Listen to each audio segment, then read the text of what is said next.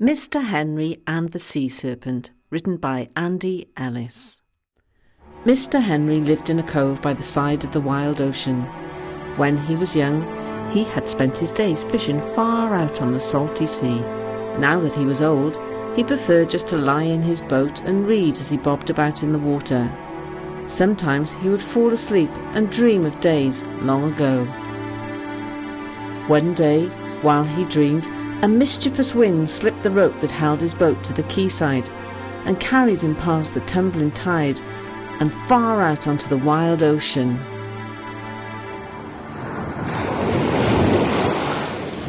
Well, what's going on? He cried as a splash of water woke him up.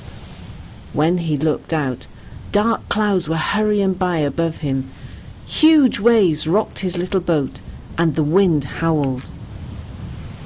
Mr. Henry was startled by a face peering over the side of the boat. It was a seal, and it looked very frightened. Come in, my dear, said Mr. Henry, and with a bit of a struggle he hauled the seal into his boat. He wrapped it up warmly in his big sea coat. Then a puffin blew, flapping and squawking, down to the boat. Mr. Henry lifted the corner of his coat, and the puffin hopped in next to the seal. The storm grew wilder, and lightning flashed all around them. Who's this? Thought Mr. Henry, as two black flippers appeared. He reached out and pulled a little penguin into his boat. It waddled over to join the puffin and the seal. Mr. Henry was beginning to wonder what was going on, when something brown and furry leapt out of the water and landed splat on his head. It was an otter! It wriggled all over him, licking his face and barking loudly. Stop! Stop! Called Mr. Henry. Ouch! Cried the otter, and turned around to see a big pink crab clutching onto his tail. It snapped and cracked its claws, and then it scuttled off. Despite the storm, Mr. Henry chuckled to himself. Next thing you know, there'll be a sea serpent wanting to come aboard. Above the sound of the storm, there came a loud splash, and the front of the little boat was pulled down into the cold waves. "Help!" cried everyone together, and they all tried to hide under Mr. Henry's coat. As they watched, a great furry head rose out of the water. I was just wondering if there was room for one more in your little boat, said a very bedraggled polar bear. They all helped him aboard, even though it was a bit of a squash. Suddenly, the seas around them started to boil and bubble from deep down in the darkest depths. And deeper than the blackest fathoms came a sea serpent. It burst from the water, hissing and snorting and staring at them with cold emerald eyes.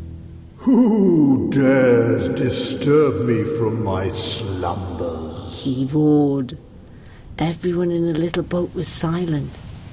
Even the stormy sea grew still.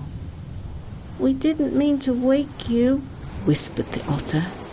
The serpent came closer and licked his lips with a slippery blue tongue. He's going to eat us all, squeaked the penguin. Perhaps he's already had his lunch, sniffed the polar bear, who was trying hard not to cry. The serpent smiled an awful smile and opened his huge jaws.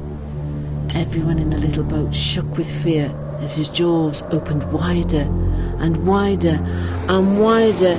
Then suddenly... Tissue! Mr. Henry couldn't believe his ears. That sounds like a nasty cold you got there, he stammered.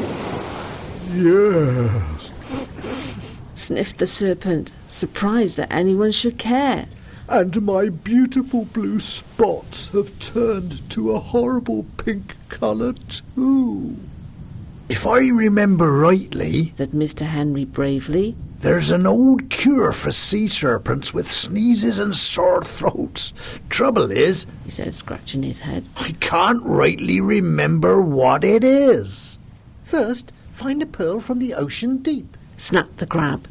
Second, some shells where the old ships sleep, sang the seal. Third, some sand where the blue whales sing, barked the otter. And fourth, a feather from a seagull's wing, squawked the puffin. That's it, cried Mr. Henry. Well done, my dears. But they didn't hear him. They had already gone to look for the ingredients. All except the polar bear, who was too worried about being a sea serpent's lunch to think about cures for colds. A little while later the seal flopped back on the boat with a splash, its mouth full of shells. The puffin flew down with a feather in its beak. The otter swam alongside with some sand clasped tightly in its paws. Mr. Henry put the ingredients in his flask of hot lemon tea. The crab scuttled over and dropped the purest pearl into the mixture. Then Mr. Henry screwed the top on tightly. Now to pour the mixture into the serpent's mouth. He thought for a moment. Then he had a wonderful idea. Mr. Henry balanced on the polar bear's shoulders. The seal balanced on Mr. Henry. The penguin balanced on the seal's nose. And right at the top, the crab sat on the otter's head. Ready? cried Mr. Henry, and he gave the flask a shake. A bright yellow vapour came out as he took off the top and passed it all the way up to the crab. The crab held it carefully in its claws and poured the mixture into the serpent's mouth. It went down the serpent's throat. Everyone held their breath. Oh, sighed the serpent. That feels so much better. He watched as his horrible pink spots turned back to a beautiful blue again. The polar bear gave Mr. Henry a big hug.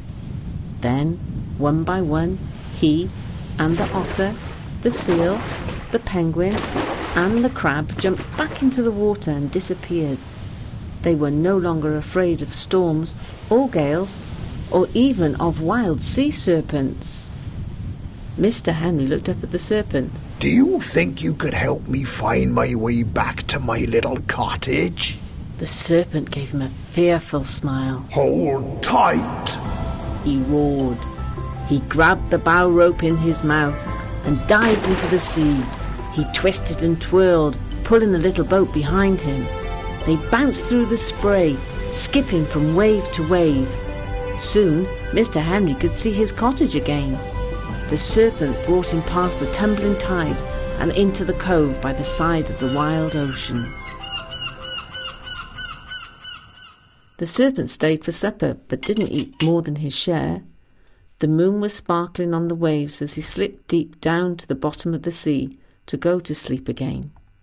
And at night, when Mr. Henry is tucked up in bed, he listens to the roar of the ocean through the window, and sometimes he wonders if the roar he hears is the sound of the wild sea serpent roaring in his dreams.